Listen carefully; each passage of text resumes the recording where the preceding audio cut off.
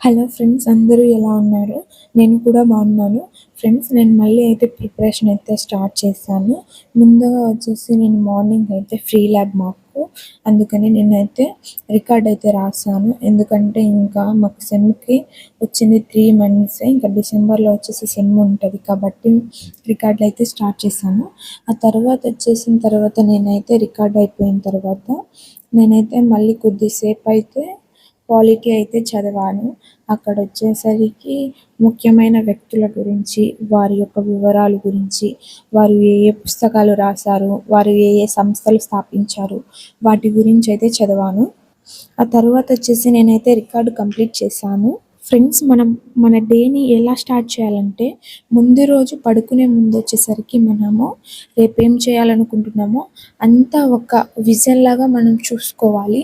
ఏం చేయాలి, ఏం చేయాలనేది మొత్తం ఒక చార్ట్ లాగా మనమైతే పెట్టుకోవాలి. ఒక ఆలోచన చార్ట్ లాగా పెట్టుకుంటూ మనం మార్నింగ్ లేచిన తర్వాత వాటన్నింటినీ గుర్తు తెచ్చుకొని ఒక టు డూ లిస్ట్ ప్రిపేర్ చేసుకోవాలి.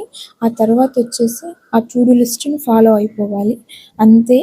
దాంట్లో ఏముండదు. చాలా ఈజీగా ఉంటది. అలా కాకుండా మార్నింగ్ లేయలేము. ఏదైనా మనకు మార్నింగ్ స్ట్రాంగ్ రీజన్ ఉంటేనే మనం లేస్తాము. కాబట్టి స్ట్రాంగ్ రీజన్ పెట్టుకోవాలి మార్నింగ్ లేయడానికి. కాబట్టి అప్పుడు మనం లేస్తాము.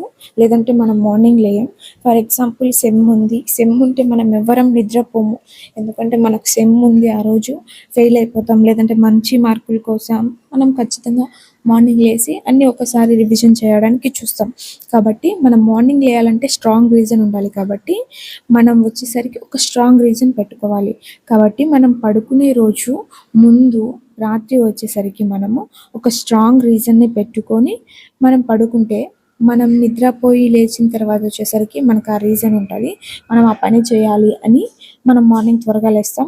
ఆ తర్వాత మన పనులు ఏమైనా ఉంటే మనం చేసుకుంటాం. ఫ్రెండ్స్, ఈ విధంగా అయితే మనం ప్లాన్ చేసుకోవాలి. ఫ్రెండ్స్, నేనైతే కాలేజ్ నుంచి వచ్చిన తర్వాత అయితే కొద్దిసేపు మిల్క్ తాగి ఉన్నాను. ఆ తర్వాత వచ్చేసరికి మళ్ళీ 5:30 నుంచి అయితే నా ప్రిపరేషన్ అయితే స్టార్ట్ చేశాను. ముందుగా వచ్చేసి నేనైతే నోట్స్ ఉంటే ఆ నోట్స్ రాసాను.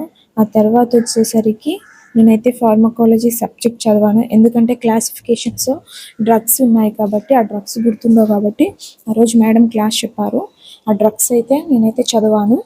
ఫ్రెండ్స్, మనము ఏ రోజు క్లాస్ ఆ రోజు ఒకసారి చూసుకుంటే మనకు గుర్తుంటుంది.